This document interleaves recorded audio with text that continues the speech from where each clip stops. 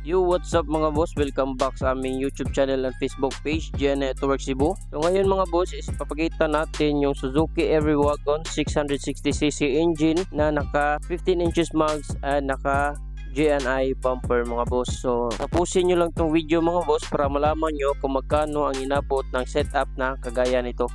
So yung unit natin mga boss is naka GNI bumper. So ayan, pag naka GNI bumper tayo, set na yan kasama itong side skirt. Ayan, yan yung side skirt natin, pati na yung spoiler natin mga boss. So kasama na yan set sa ating GNI bumper, pati na yung rear bumper natin at mga lights natin mga boss. So package na yan pag sinabi nating GNI bumper mga boss. So yung unit pala natin mga boss is Every Wagon turbo, automatic and dual power slide mga boss. So sa mga lights natin mga boss is LED yung mga ginagamit natin. Ayan, from fog lamp pati yung running lights.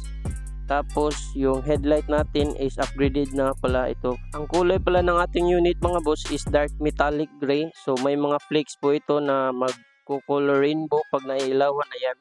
So yung kinukupihan dito mga boss is yung sinali namin sa car show from bumper to bumper sa Mactan. So ayan, naka 15 inches mags na yung unit natin. So upgraded na po ito dahil ang kasama ng basic price natin is 13 inches lang. So kinulayan natin yung sa ilalim natin na kulay red para maganda rin tignan.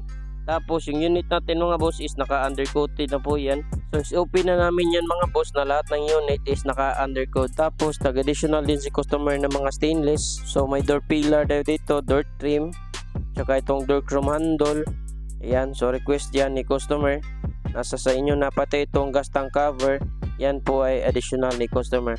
Tapos dito naman sa top load natin mga boss is naglagay tayo ng roof rail and roof rack, and registered na po ito para iwas aberya pag merong checkpoint. Tapos sa dashboard natin mga boss is kulay beige yung pinentura natin para magmukhang stock pa rin tignan yung ating dashboard. Ayan, so may dashcam din tayo kasama na sa ating basic price.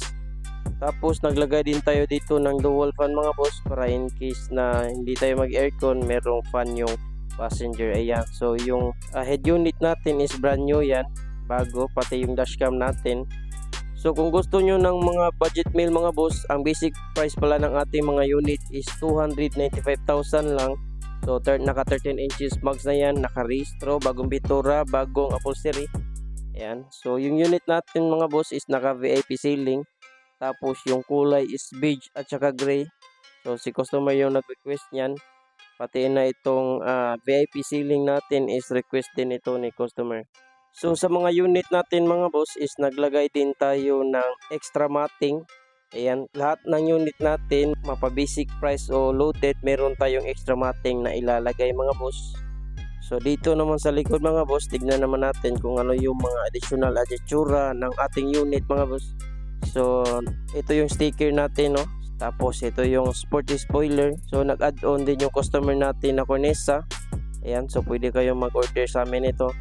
Tapos ito yung GNI bumper natin mga boss, rear bumper. So ito mga boss is galing ito sa Honda Civic. So ni-retrofit natin sa ating rear GNI bumper mga boss. Ayan, so may backing sensor din. So magandang additional din ito ni customer. So may taillight garnish din yung unit natin mga boss. Ayan, taillight garnish yung tawag dito. So high roof pa lang ating unit mga boss, no? Then tapos naglagay tayo ng plate holder mga boss para hindi mayupi yung ating plate holder dahil hindi kasya yung plate natin dito compare sa Japan mga boss. Ayan, so naka VIP ceiling yung ating unit, naka dual fan. Ayan, gray and beige yung kulay ng ating upuan. Tapos nag-additional din si customer ng third back chair storage type mga boss. Ayan, so beige yung kulay na pinili niya. So nasa sa inyo na mga boss kung ano yung mga additional na gusto nyong idagdag sa unit nyo. So sa mga unit namin mga boss is i-detail namin yan bago i-release, kagaya nito. Tapos fully cured yung pintura. Tapos ito yung brand new mags and tires na ikinakabit natin sa mga unit natin mga boss. So yung unit natin is dual power slide. So i-check natin yung functionalities ng ating unit. Ito ay isa sa magandang feature sa ating mga unit pag Every Wagon yung pinipili natin mga boss. Ayan, so mafu-fully fold din yung second row. Ayan, so hilain lang yung strap dito sa likod. So ganyan na po kalaki yung space niya pag ma-fully fold yung second row. So marami tayong maisasakay dito mga boss, pwede pang negosyo, pwede din pang pamilya. Ayan. So dito naman tayo sa driver side, titignan natin kung ano yung mga add-ons ni customer. So yung unit natin mga boss is naka-Momo steering wheel. Ayan. So of course ito ay aftermarket. Tapos ito yung dashcam natin mga boss, so brand new yung ikinakabit natin. Tapos side unit naman natin mga boss is naka 9 inches Android stereo. So bago din yung ikinakabit natin. And then nag-additional din si customer ng temperature gauge. So nakapapapon at Momo steering wheel yung ating unit. So sa conversion natin mga boss is left hand drive already na yung ikinakabit natin. So hindi na pinuputol yung rack-in natin dito. So check natin yung side mirror mga boss. So pag DE64W is auto fold yung side mirror natin. Ayan.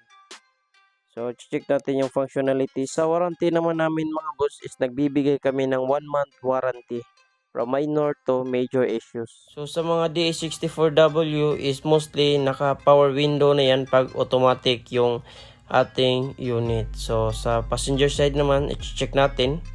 So dito pala sa ating push slider mga boss, sa mga push button natin. So kasi may mga customer kami na nagtataka bakit hindi nag-auto slide yung kanilang sliding door. So dapat mga boss is naka-engage tong push slider bago mag-function yung auto slide. So check natin.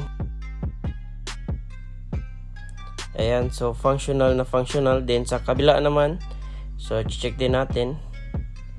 So pag ganito mga boss, meron talagang mga senaryo na pagka-receive ng unit, biglang magma-malfunction yung mga wirings, yung sliding door. So tolerable naman yung mga ganitong issues mga boss. Wag lang yung sa engine at saka yung sa transmission. So nagbibigay naman tayo ng 1 month warranty. So yun lang muna mga boss. Ang basic price ng aming mga unit is 295,000 pag automatic and then 300,000 pag manual. So ang total ng presyo ng ganitong setup mga boss, naka Giant bumper, naka stainless set, roof rail and roof rack, tapos naka 15 inches mag third back chair and VIP ceiling, is umabot ito ng 360,000 all in all. PM lang po kayo kung may tanong kayo at inquiry sa aming mga unit. So yun lang muna. This is RJ from Gen Network Cebu. Peace out.